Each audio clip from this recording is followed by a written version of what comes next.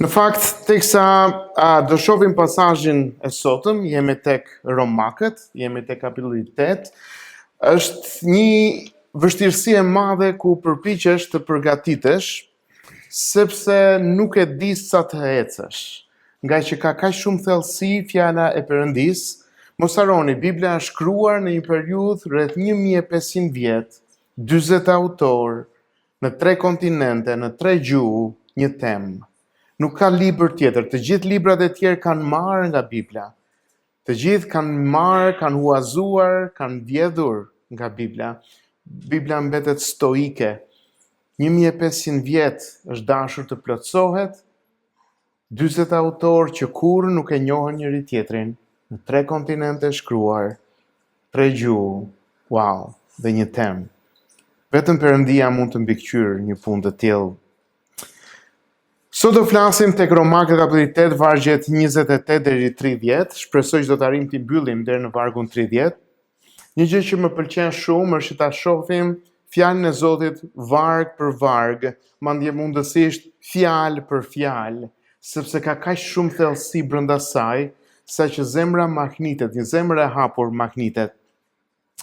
Pasazhi i sotëm na flet për një grup njerëzish shumë të veçantë, që Zoti në çdo kohë, në çdo epokë, quhen të zgjedhurit, që Perëndia zgjedh. Tani, mendime të ndryshme fillojnë të dalin në pa teksa dëgjojmë këtë shprehje të zgjedhurit, do kalojmë pak tek ato mendime, por do lexonim pasazhin përpara se të fillojmë. Edhe thotë kështu: Dhe ne e dim se për ata që e duan Perëndin, Perëndia i bën të bashkëveprojnë të gjitha për të mirë për ata që janë të thirrur sipas qëllimit të tij, sepse ata të cilët i paranjohu dhe i paracaktoi të jenë të një forme me shëmbëllesën e birit të tij, për të qenë ai i paralinduri ndër shumë vëllezër. Dhe ata të cilët i paracaktoi, këta dhe i thiri, dhe ata të cilët i thiri, këta dhe i drejtësoi, dhe ata të cilët i drejtësoi, këta dhe i përlëvdoi. Në fakt, gjithmonë ka pasur një grup të vogël njerëzish, prandaj dhe fjala të zgjedhurit nuk tregon për sasi, por tregon për një numër të vogël. Interesante që gjithmonë që prej krijimit deri në fund, gjithmonë nga çdo komb, nga çdo brez do të ketë një mbetje, jo mbetje për keq, por një mbetje që Zoti e përdor, një mbetje që Zoti e zgjedh dhe e ka zgjedhur prej përjetësisë. Mos harroni, mendja e njeriu vazhdon të turbullohet, sepse thot po si, pse i zgjedh, qysh tek do ta shohim, por më lejoni të tregoj diçka. Që tek Zanafilla në fillim fare, kur Perëndia pasi krijoi njerëzimin, Adami dhe Eva rebeluan, u larguan, kemi 2 vëllezër.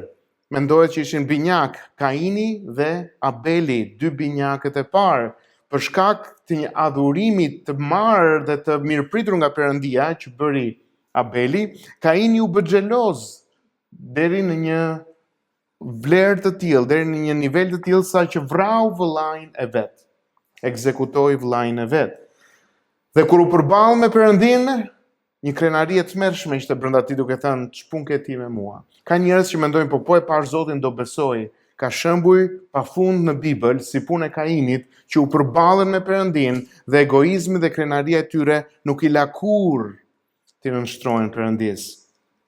Dhe pasi filluan brezat të shtohen, Bibla na flet te kapitulli 4 për një person dhe thot kështu: Pastaj Adami njohu përsëri gruan e vet dhe lindi një djalë dhe e quajti Seth, sepse ajo tha, Perëndia më dha një tjetër pasardhës në vend të Abelit, që u vra nga Kaini. Edhe Sethit i lindi një djalë të cilin e quajtën Enosh. Dëgjojeni mirë tani. Atëherë filluan të kërkojnë emrin e Zotit. Atëherë filluan të kërkojnë emrin e Zotit. Dhe jo shumë larg, vetëm një kapitull më vonë, na tregon që në mes gjithë njerëzimit që ishte në atë kohë, vetëm një person ishte i zgjedhuri, Noeu. Ka mbetur dhe në kohën e sotme është shpreha që në kohën e Noes. E keni dëgjuar? Noeu ishte i vetmi besimtar në gjithë atë mori me miliona dhe miliona njerëz. Zoti nuk zgjedh sasin, Zoti zgjedh individ. Dhe kemi më pas shembullin e Abrahamit, se si Zoti thiri një plak rreth 70 vjeç, pa fëmijë, për ta bërë atin e shumë kombeve. Wow, këtu logjika njerëzore përballet dhe arrin të çmendet, sepse nuk arrin dot të kuptoj, humbet në gjithë të hulumtim të Perëndis. Dhe përpara se të vazhdojmë te pasazhi sotëm, në rrjedhën e kësaj punës të zgjedhjes, Zoti zgjodhi një person nga i cili bëri një komb që e quajti Izrael, sepse i tha Jakobit, ti do të luftosh, ti lufton me Perëndin, dhe e quajti Izrael. Në fakt u bë kombi Izraelit. Shumë interesante është që 70 persona ishin kur shkuan në Egjipt, populli i Izraelit, 70 persona. Dhe aty në një periudhë rreth 400 vjet u shëmuan për afro 2 milion njerëz. Po ta hapësh Biblën, një nga perandoritë më të fuqishme të asaj kohe, Egjipti, vendosi për ta shkatruar këtë komb të quajtur Izrael. Madje i vrau krejt të paralindurit meshkuj të tij. Madje e poshtroi në një mënyrë shumë të madhe këtë komb, duke i kërkuar që të bënin tulla, madje nuk ja u sillnin më objektet në të cilat i bënin, por të shkojnë dhe t'i merrnin vetë duke dhënë të njëjtin rezultat. E shtypën në një skllavëri të tmerrshme, me dëshirën për ta shkatruar, me dëshirën për ta eliminuar totalisht. Interesante është që nuk ka më faraon, por ka prap Izrael. Kemi mbretërinë e famshme të Asiris, që e pushtoi Izraelin për shumë kohë. U betuan mbretër të tërë për të asgjësuar këtë vend kaq të vogël, me një popullsi kaq të vogël. Perandoria e Asiris që pushtoi gjysmën e botës të asaj kohe nuk është më. Ai komb vazhdon të jetë. Kemi Babilonin e famshme, që u ngrit fuqishëm kundër të zgjedhurit të Zotit. I vogël ishte i zgjedhuri i Zotit, e fuqishme ishte Babilonia e madhe për shumë kohë me radhë, duke rrahur gjoksin për ta shkatruar deri në eliminim. Babilonia e madhe nuk është më. Ai komb vazhdon të jetë.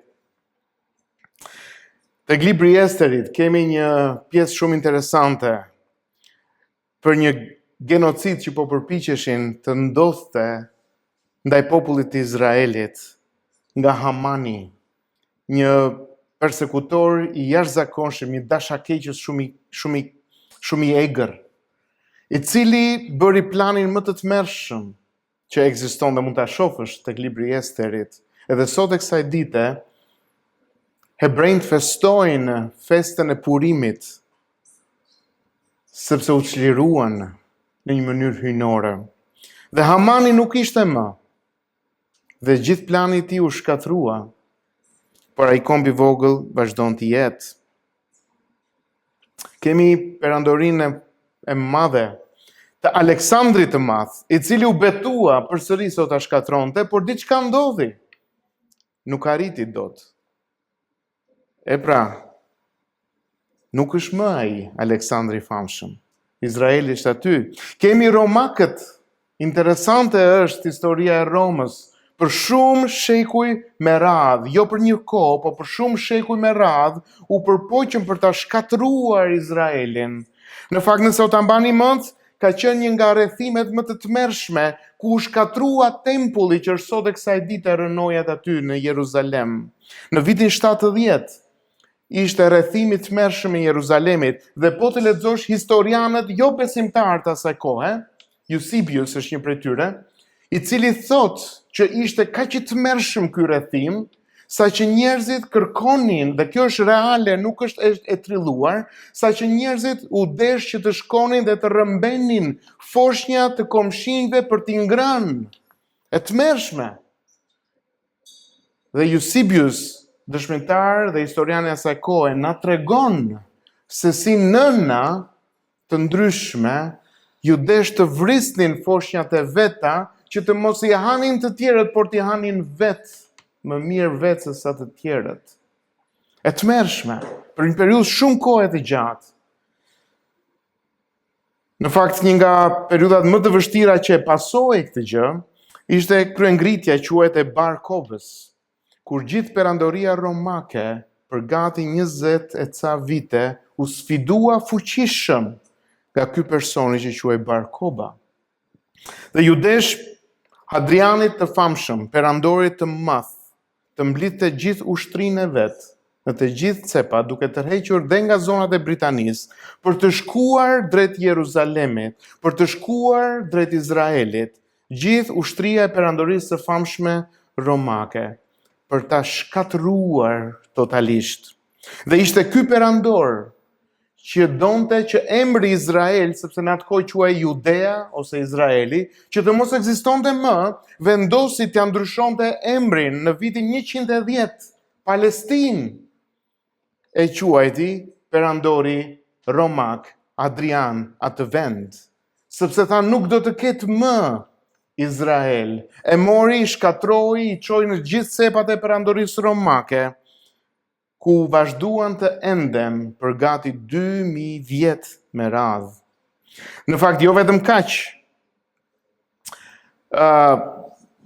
Kryqëzata të ndryshme që ndodhen për gjatë mesjetës, përsëri u përpoqën ta shkatronin atë kombe.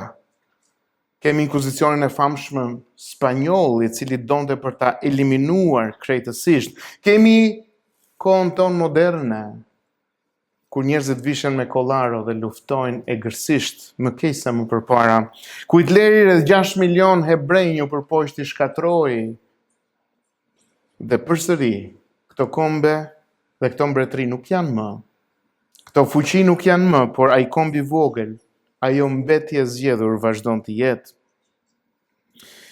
Pas formimit të shtetit të Izraelit, i cili është shumë interesant, është nga profecitë që na përmendet në Bibël, ishte e çuditshme që pas 2000 vjetësh një komb të krijohet, i endur në përbot, që pra asaj kohe vazhdon të sulmohet në forma nga më të ndryshme.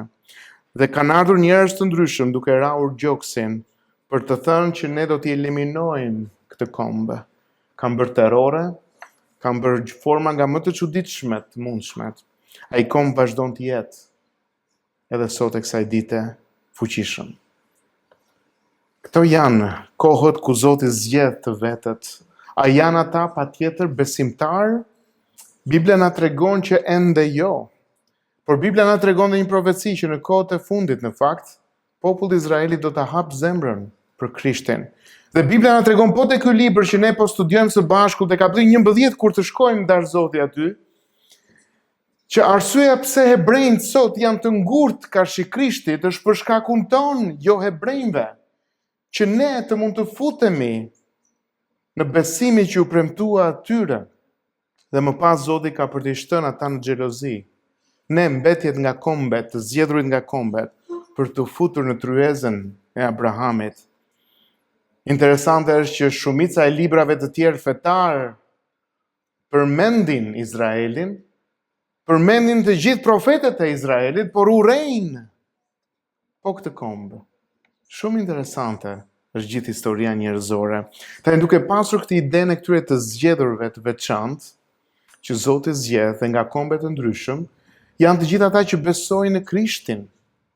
Nëse ti beson në Krishtin, Zoti tashmë të ka zgjedhur. Dhe do ta shohim pak. Në fakt, teksa dëgjon këtë termin në zgjedhje, është një reagim i brendshëm që ka vetëm 3 lloj formash që ndodh. Por çfarë dëgjon kur dëgohet fjala zgjedhje, çfarë ndodh brenda vetes? Te shumë njerëz ndodh vetëm një apati. Apati në kuptimin që mo punë e madhe, Zoti zgjedh, punë e madhe nuk më intereson, kur të më vi koha ime shohim e bëjmë. Dhe shumica e njerëzve janë në këtë lloj stadi, një apati shpirtërore. Një shumicë e vogël është irrituese. Pse irritohet? Sepse kërkon drejtësi. Thot, po kjo nuk është e drejtë që Zoti të zgjedh vetëm disa. Pse jo të gjithë?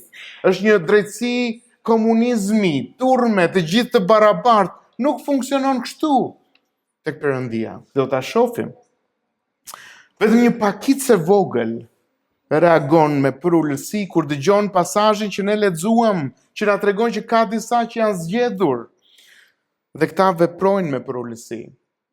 Dhe kisha dëshirë, përpara se të vazhdojmë të shohim pasazhin e sotëm, ka një hyrje të gjatë ky pasazh i sotëm, është pasazhi tek Mateu, kapitulli 15, vargu 26 dhe 28.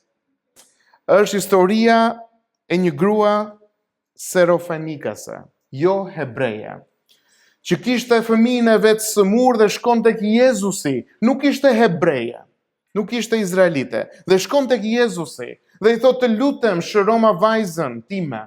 Dhe di çfarë thot Jezusi? Shiko sa rënd i flet Jezusi. Nuk është mirë, thot Jezusi, që buka t'ju merret fëmijëve dhe t'ju hidhet qenve. Po ti ishte dikush tjetër, ti më quan mua të tillë, si ka mundësi ti më quan mua qen? Po di si ishte reagimi i kësaj grua serofanikase? Zoti tha, edhe qenjt hanë nga thërimet që bien nga tryeza e fëmijëve. Një përullësi e jashtëzakonshme. Një përullësi që bëri që vazhdimësia e historisë së saj të ndryshonte. Tre lloj reagimesh ka kur njerëzit përballen me ungjillin, me të vërtetën e zgjedhjes. O do të jenë apatik, shumica, punë e madhe, vazhdo jetën time, gjëra të mira, tha Olga, po s'kam kohë. Një pjesë do të jetë irrituar, po pse vetëm këta Zoti zgjedh sa zgjedh? Vetëm një pjesë e vogël bie me përullësi dhe thot, po Zot, sepse nuk jam i denj, por ki mëshirë për shërbëtorin tënd. Reagimi është tregues nëse je i zgjedhur. Vetë reagimi tregon nëse je i zgjedhur. Ti kupton verdiktin final të Perëndis. Ti kupton mëkatin, dyrësinë brenda qenies dhe shpirtit tënd. Në krahasim me Perëndin harrojini të tjerët. Në krahasim me Zotin dhe kërkon një mëshirë shpëtuese që vjen vetëm prej Tij. Të vërtetat në fakt të këtij pasazhi do japin qartësi besimtarit, atij që është i zgjedhur për të parë jetën me këndvështrimin e përjetësisë, sa shumë e nevojshme është që të kemi këtë pamje të madhe. Mos harroni, Romakët 28:30, shumë interesante për zgjedhjen. Në fakt, të gjithë ky kapitull 2 herë na thuhet për fjalën edim, ne edim. Është tek vargu 22, kur çfarë na tregon, çfarë dim ne, çfarë kemi të qartë, na tregon se gjithë krijimi rënkon, është nën peshën e rënd të mëkatit, dhe kjo është e shfaqur si drita e diellit që prej fillimit. Nuk ka për të qenë më mirë ky planeti Tokë. Ne po jetojmë jashtë kopshtit të Edenit. Gjithmonë ka njerëz që rrajnë gjoksin se do ta bëjnë këtë vend apo vende të tjera më mirë. Të njëjtat premtime, shekuj pas shekujve, vetëm veshjet ndryshojnë, por përfundimi vazhdon të jetë i njëjtë. Këtë gjë e dim me siguri, thot Bibla, që ne jetojmë në një vend të rënë, dhe jo vetëm ambienti, por dhe ne vetë, thot Bibla, që rënkojmë për shkak të kësaj situate dhe të zgjedhurit rënkojnë. Dhe gjëja e dytë që ne e dim me siguri është se të gjitha gjërat bashkëveprojnë për mirë për ata që duan Perëndin. Do të qëndrojmë pak para se të vazhdojmë tek pjesa tjetër të kjo fjala ne e dim, sepse na tregon për një siguri, jep një konfidencë tek besimtari. Nuk thot që unë e kuptoj, por unë e di, jam i sigurt për këtë pjesë. Besimtarët e krishterë janë këta që thonë ne e dim. Jo të gjithë njerëzit thonë që ne e dim, por ai që është besimtar i krishterë thotë që po, unë e di. Dhe kjo siguri vjen për shkak të Krishtit, i cili lidhi qiellin me tokën. Por si krijohet kjo siguri? Nga fjala e Zotit krijohet. Kur ti merr çdo ditë fjalën e çmuar të Perëndis dhe me përullësi kërkon që fryma e Zotit të t'i hap syt për ta kuptuar dhe për të zhytur në bukurinë e saj. Krijohet nga ecja e ngushtë me Perëndin në mënyrë të përditshme. Krijohet duke ecur në shenjtëri, duke nderuar emrin e Zotit me mënyrën e të menduarit, të folurit, të vepruarit, duke u lutur fort në gjunjë përpara Perëndis. Romakët 8:16 na thotë që fryma e Zotit i dëshmon frymëson se ne jemi bij të Perëndis. Prandaj dhe ne e dim, kemi këtë siguri, nuk është e siguri e jashtme, por vjen nga brenda shpirtit. Dhe pasi thotë ne, që është për besimtarët, ne e dim, kemi këtë siguri, në kalon tek subjekti ku hidhet gjithë kjo pjesë. Dhe në origjinal është fjala atyre. Ne e dim se atyre që duan Perëndin, thuhet në origjinal. Kemi një selektim, nuk thotë që të gjithë njerëzit, nuk thotë që të gjithë pleqt, nuk thotë që të gjithë fëmijët, nuk thotë që të gjithë kombet apo kombet veçanta, por na thotë të gjithë ata, dhe na cilësohet kush ata që duan Perëndin. Dhe fjala duan Perëndin, ky që ka grupi veçantë, këta e din se ky grupi veçantë, ata që duan Perëndin, dhe kjo fjala e duan Perëndin është të tashmen. Në kohën e tashme, shpëtimi i njeriut nuk është i shkëputur nga e tashmja e tij. Ndoshta dikur ke shkuar në kish, ke lutur që Zoti të mund të hap zemrën dhe tashmë vazhdon në rrugëtimin tënd në botë, kjo nuk është e shkëputur. Duhet jetë njësoj ata që e duan, jo që e kanë dashur dikur, që e duan Perëndin. Një besimtar i vërtet karakterizohet nga dashuria që ka për Zotin. Dashuria që ti mund të kesh për Perëndin nuk është private, por është e dukshme. Nëse njerëzit përreth nuk shohin që ti je do Perëndin, ka gjasa që ky është një tregues që ti vërtet nuk e do. Por le të shohim pak tek thelbi. Çdo të thotë të duash Perëndin. Çdo të thotë të duash Perëndin, se të gjithë njerëzit mendojnë se e duan Zotin. Tek Ungjilli sipas Gjonit, kapitulli 14, 3 herë në një periudhë të shkurtër, Zoti Jezus na thot këto fjalë. Tek vargu 15 thot: "Nëse më doni, zbatoni urdhërimet e mia." Por nëse nuk i di urdhërimet e Zotit, a e tregon që e do? Zoti ka treguar shumë qartë urdhërimet, prandaj e duam fjalën e Perëndis, sepse duam Krishtin dhe duam të zbatojmë. Ti ke një etje për të zbatuar fjalën e Perëndis. Vargu 21. Ai që ka urdhërimet e mia dhe i zbaton, ai është ai që më do, dhe ai që më do të jetë i dashur nga Ati im, dhe unë do ta dua dhe do t'i shfaqem shpremtim atij. Vargu 23, po një kapitull. Nëse dikush më do të mbaj fjalën time, dhe Ati im do ta doj, dhe ne, atë bir frymë shenjtë, do të vinë tek ai, dhe do të bëjmë banesën tonë tek ai. Shpremtim. Dashuria është bindje, dhe bindja është frut. Pasi ka treguar këtë parantezë, ne e dim për ata persona që e duan Zotin, vetëm për këta që e duan Zotin, pra për këta që duan të zbatojnë urdhrimet e Perëndis, dakord, një grup i vogël, në kalon tek fjala tjetër që është shumë interesante. Të gjitha. Tani në përkthtimin shqip është shtuar ajo fjala e gjërat, që ta kuptojmë pak, por në fakt kjo e ndalon, e bën shumë të vogël fjalën të gjitha. Të gjitha do të thotë që në ngjizjen tënde, deri në frymën tënde të fundit.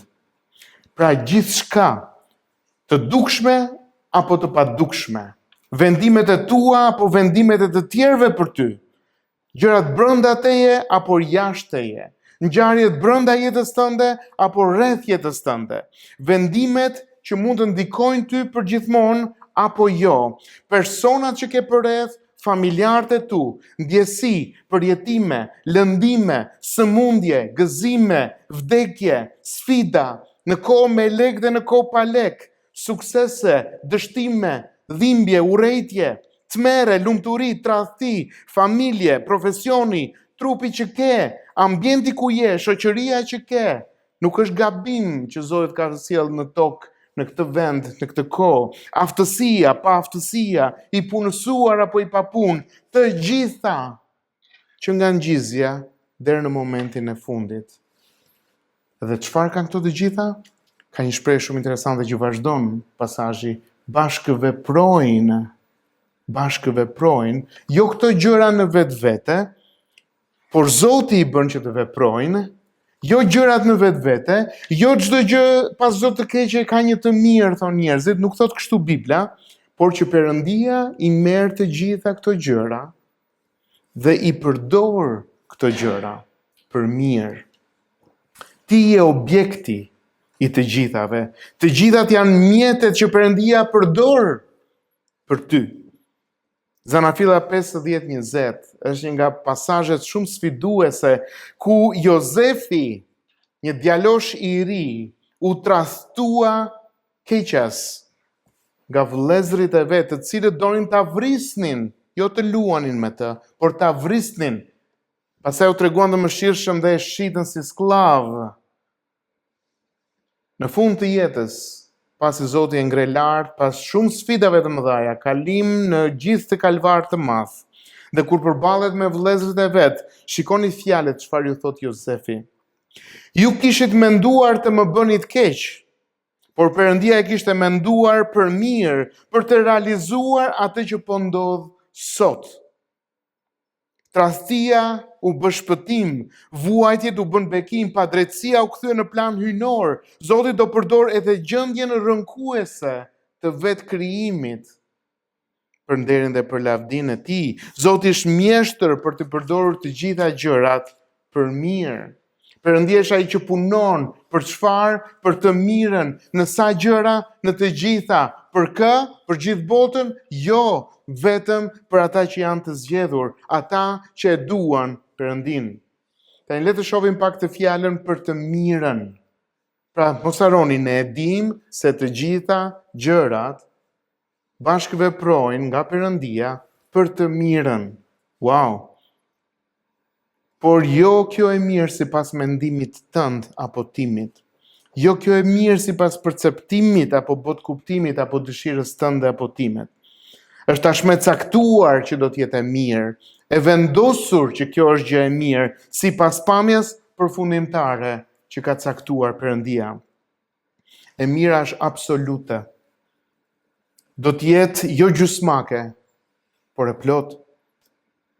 Nuk do të mund ta kuptosh derisa të shfaqet e madhe dhe e plot në fund fare, por duhet ta besosh. Nëse do të ishe përpara syve, do të kishim lidhur dhe do të vendosnim përpara një objekti dhe do ta hapje, do të hapnin sytë tu, do të shikoje vetëm bojën e zezë. Edhe do të thoshin, çfarë shef? Shoh vetëm një bojë të zezë.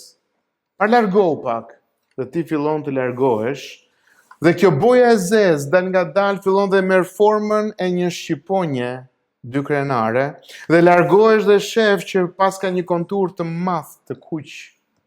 E pra, jo e zezë e vogël që ti pe nga afër, ishte pjesë e mrekullueshme e një pamje të madhe dhe një flamuri shumë të bukur.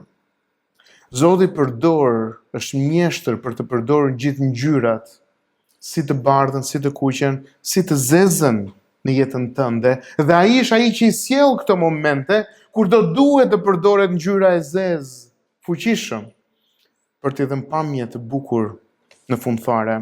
Dhe kjo është e mira që Perëndia zgjedh në fund fare. Perëndia është garantuesi i kësaj të mire, nuk do të mbetet gjysmake kjo e mirë, por do të çojë deri në fund. Nuk ka, dëgjojeni mirë të pjesë, nuk ka asnjë arsye që ne besimtarët në Krishtin, këta të zgjedhurit, të trishtohen ose të konsiderojnë të rënd një situatë. Nuk ka pse të lëshojë zemra vetëse nëse nuk pajtohesh me zgjedhjen e Zotit, me anë të cilës jemi paracaktuar për jetën. Dhe nëse nuk jemi të gatshëm të mbajmë shëmbëltyrën e birit të Tij në veten tonë, atëherë po, mund të ketë arsye të vogla personale. Por mos harroni, këto gjëra që lejon Zoti, të gjitha gjërat, jo një pjesë, janë mjete që Zoti do të përgatisë ty për lavdinë e përjetshme. Tani vini re pak si thot, për ata që janë të thirrur sipas qëllimit të tij. Prandaj më pëlqen shumë fjala e Zotit, ta shohim varg për varg, fjalë për fjalë, se nuk ka çfarë të themi nga ana njerëzore më tepër, përveç se të zhytemi tek ajo që na thot. Dhe këtu na cilësohet më thellë për ata që e duan Perëndin. Na thuhet 2 herë, ata që e duan Perëndin, dhe na cilësohet ata që e duan Perëndin janë ata që janë thirrur sipas qëllimit të tij. Ata është i njëjti grup. Këta që e duan Zotin janë tashmë të thirrur. Të zgjedhurit nuk mund ta duan Zotin përpara se ai t'i thërras. Zoti t'i të thërret, pastaj ti e do Zotin. Për këtë thirrje ata nuk mund ta duan, pak të thirrje nuk mund ta duan Zotin. Njeriu në vetvete urren Perëndin. Nëse Zoti nuk t'i ka hapur syt, njerëzit në botë mos kujtoni që e duan Zotin. Bibla thotë që janë armiq të Perëndis, e urrejnë Perëndin. Madje duan Zotin vetëm për veten e tyre. Madje ka besime që dhe parajsën e bëjnë si një vend oazi për kënaqësinë e tyre.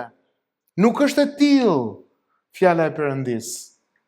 Thirrja, kjo thirrje hyjnore që Zoti jep për personat veçantë. Zoti tregon përmes kësaj që ai është i aftër i ngrej një krijesë të rënë, të vdekur në faje dhe mëkate, që kjo krijesë të bëhet e ngjashme me birin. Jo të gjithë. Të gjithë janë të vdekur në faje dhe në mëkate, thot Bibla. Por ata që Zoti thret, kur dëgjojnë ungjillin, fillojnë të zgjohen. Ju hapen sytë dhe kuptojnë gjën në cilën janë dhe thërrasin Zotin për shpëtim. Thirrja ringjall atë që është i vdekur në Adamin për një jetë të re, dhe ka 2 lloj thirrjesh që Bibla na thet. Ka një thirrje të përgjithshme, ungjillizuese, që mund të refuzohet dhe refuzohet nga njerëzit, dhe ka një thirrje efektive, të parefuzueshme. Dhe kjo thirrje është specifike vetëm për të zgjedhurit. 2 njerëz dëgjojnë të njëjtin ungjill.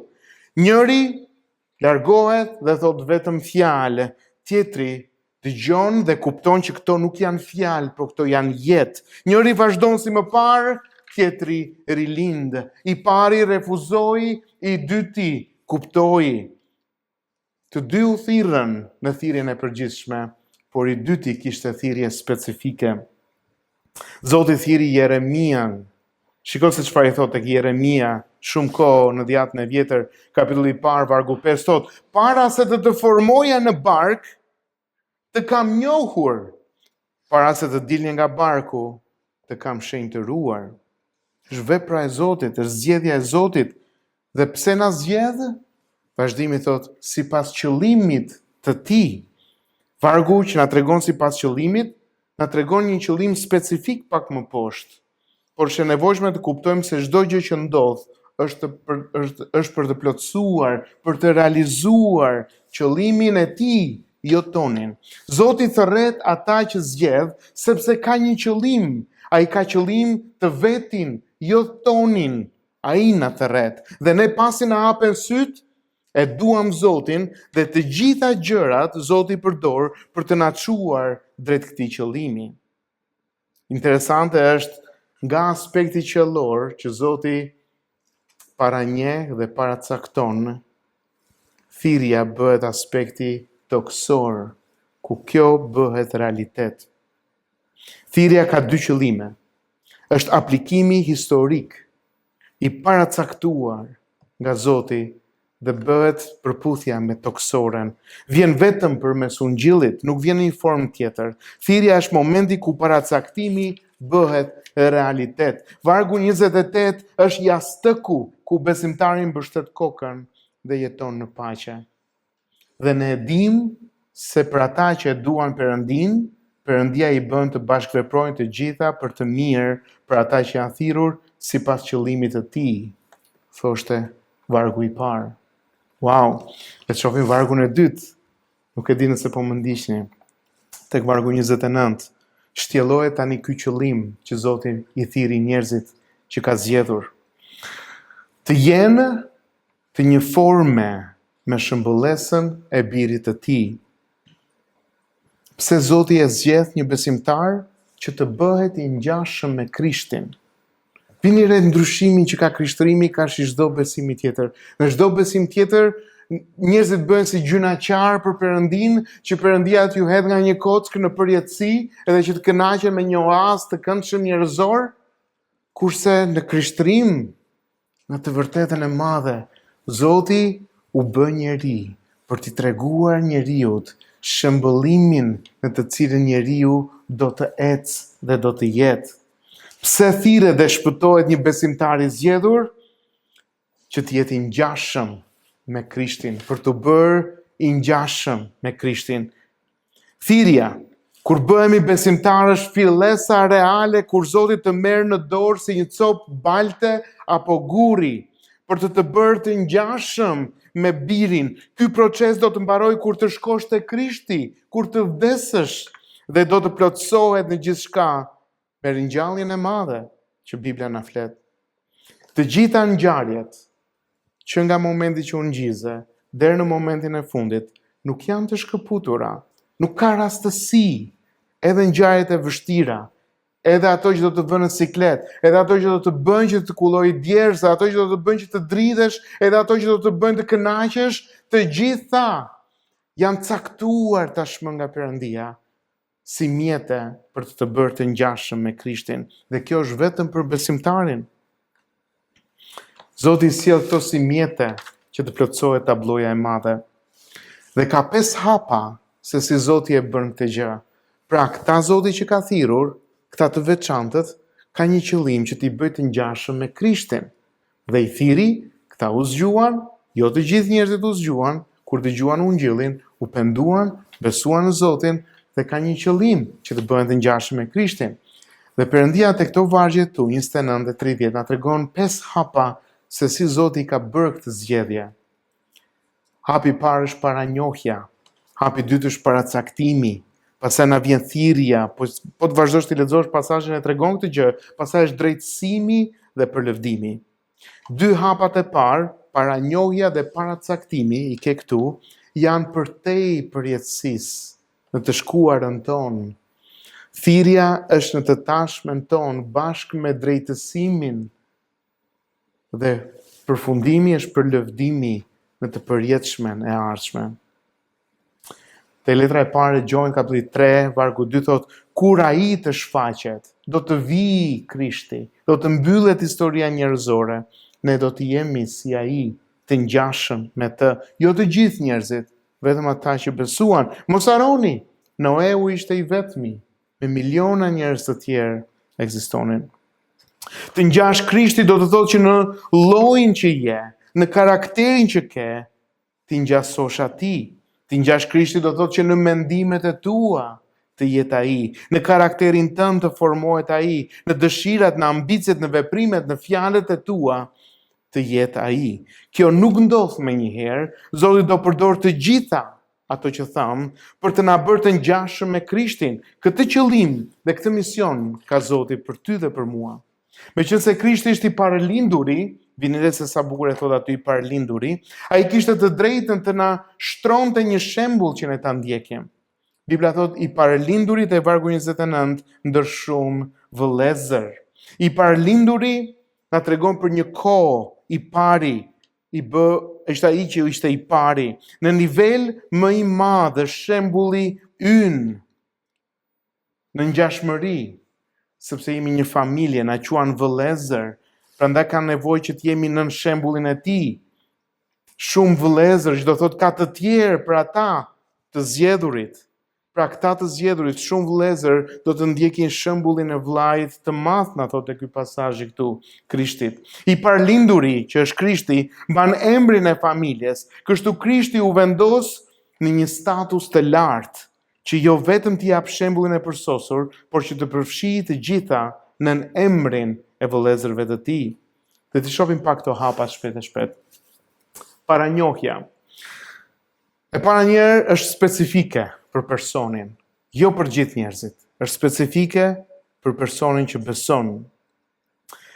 Nuk është, tani do them disa gjëra negative, që ta heqim atë që mund të mendojmë. Nuk është paranjohja në aspektin që Zoti e dinte se çfarë do të bënje ti, prandaj Zoti të zgjodhi ty. Okej, ka njerëz që thonë, Zoti e dinte që unë do të bëhesha besimtar dhe për shkak se Zoti na ka lënë në zgjedhjen tonë të lirë, Zoti e dinte këtë gjë nga para koha dhe Zoti bëri që të na zgjedh ne sepse e dinte çfarë ne do të zgjidhnim. E kuptoj? Gabim. Pse? Thot Bibla. E para njerë, tek Romakët, na tregon që Zoti nuk na zgjedh sepse e paradi çdo të vendosun. Te kapitulli 9, vargjet 11 dhe 12, na tregon që zgjedhja e Zotit thot aty të bazohet vetëm në vullnetin e Zotit. E zgjodha, e doja, thot Bibla, Jakobin dhe urreva Esaun. Dy vëllezër të tjerë, dy binjak të tjerë në Bibël. Jakobi dhe Esau. Dhe Bibla thot, Zoti thot për këta dy binjak, e desha Jakobin dhe urreva Esau. Zoti urren, po. Zoti urren. Qëllimi sipas zgjedhjes së Zotit, jo i kushtëzuar nga vepra apo vendimi i njeriut. Kështu që harroje që të jetë e tillë.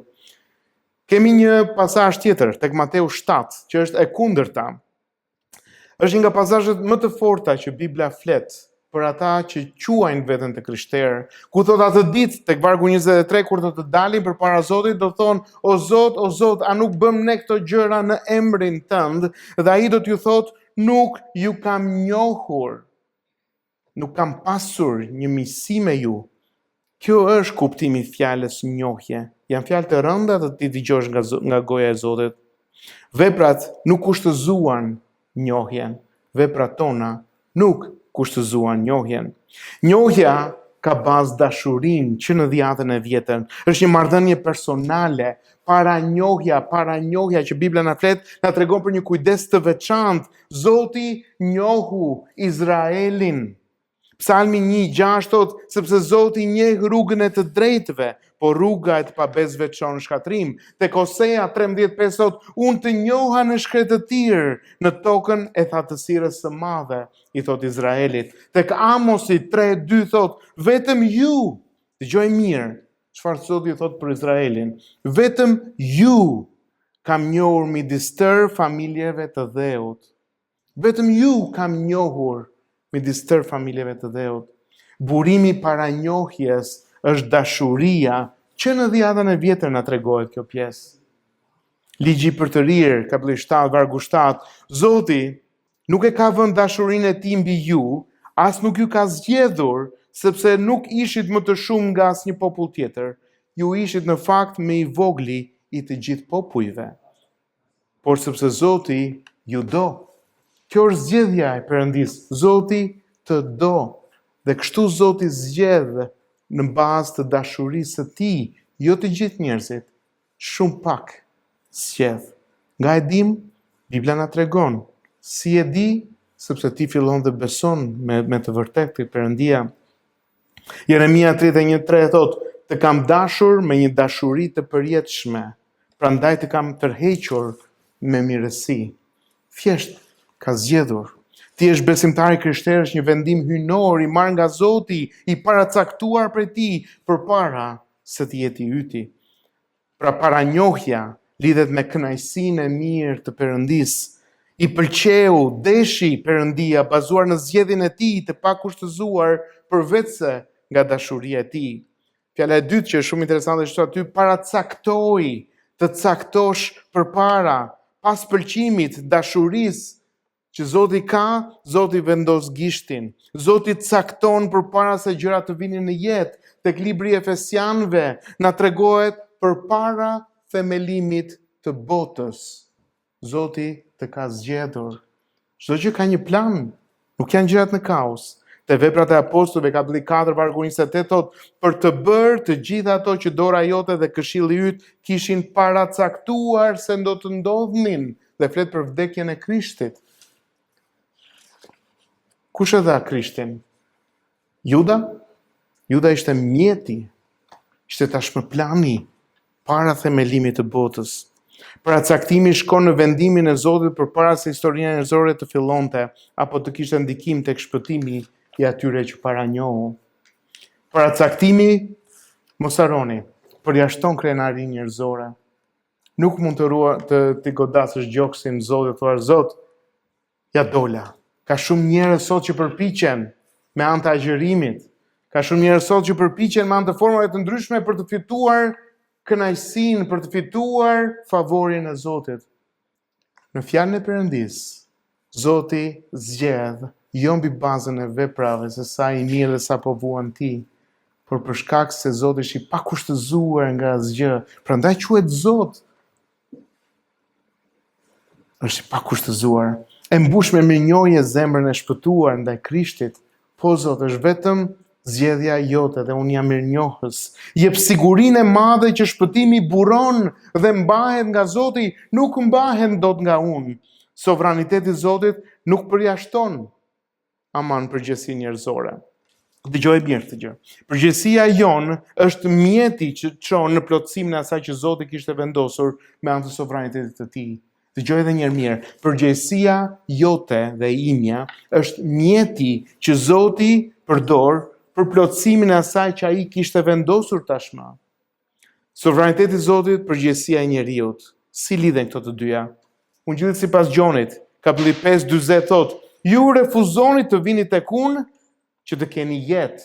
Ti refuzon të vish tek unë, thot Zoti, që të kesh jetë. Tek Gjoni, kapitulli 6, vargu 44, vini re, askush nuk vjen tek unë nëse ati nuk e thërret.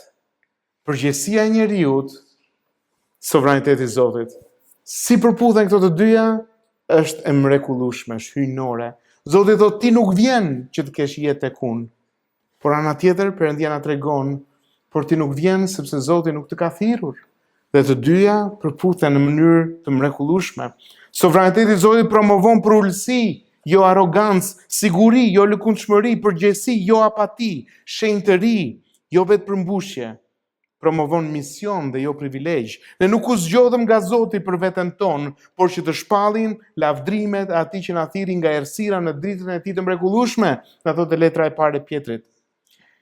Në besimet e tjera, predikohet se njeriu shpëtohet për të jetuar mirë në parajs. Të gjitha këta që ndërzojnë njeriu, se çfarë përfiton njeriu në vetvete. Kurse në krishtërim, njeriu çlirohet dhe drejtësohet për të bërë si Krishti, për të patur misi të përjetshme me Zotin. Të gjitha besimet e tjera fokusohen se si do të jetë parajsa, duke pasur ca lule apo kujt diun gjëra të tjera, kurse fjala e Perëndis na fokusohet tek froni dhe tek misia jote e përjetshme me Krishtin. Dhe ne në gjuhën shqipe kemi një proverb shumë të bukur që fatkeqësisht ka filluar të harrohet, i cili thot me atë që do, jeton dhe në majtë malit. Apo jo? E kemi harruar, tashmë janë bërë shumë aspektet monetare dhe por me atë që do jeton dhe në majtë malit. Tani nëse zemra jote do me të vërtet Krishtin, nuk ka rëndësi si do t'jetë vendi. Ka rëndësi me kë do t'i jem. Ka shumë njerëz dhe shumë besime, di si duken ndonjëherë besime e tjera fetare, si një vajzë që shikon për një djalë të pasur dhe fillon ta pëlqejë për shkak të makinave, për shkak të pasurisë që ka, për shkak të followers që ka në rrjetet sociale, dhe pastaj përpiqet të gjejë ndonjë gjë të bukur që ta tërheqë tek ai person në karakterin e tij dhe i vishën syt për gjërat e tjera. Kështu janë besimet e tjera. Kurse besimi në krishtërimin është si një dashuri me shikimin e parë, jo për shkak të asaj që ka Zoti, po për shkak të asaj se kush është Zoti. Shumë interesante është fjala e Perëndis. Drejtësimi, pasi Zoti na thret, e tham, kemi drejtësimin. Është më tepër se sa falja apo pranim. Në çdo besim tjetër, njerëzit përpiqen të krijojnë dhe të kërkojnë për faljen e Zotit, kurse në krishtërim nuk hyn në punë vetëm falja. Është drejtësimi. Çfarë do të thotë? Kur ti pendohesh, mëkati yt shkon te Krishti dhe drejtësia e Krishtit vishet tek ti.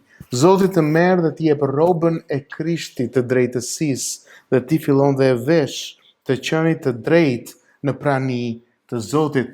Bajni më mirë këtë gjë. Kur ti beson në Krishtin, nuk merr vetëm faljen, nuk shkon tek zeroja, por ti bëhesh tashmë i drejtë. Kjo është jashtë kuptimit njerëzor, si mund të bëhem unë i drejtë? Po, për shkak të Krishtit, këtu ndodh e madhja, shkëmbim.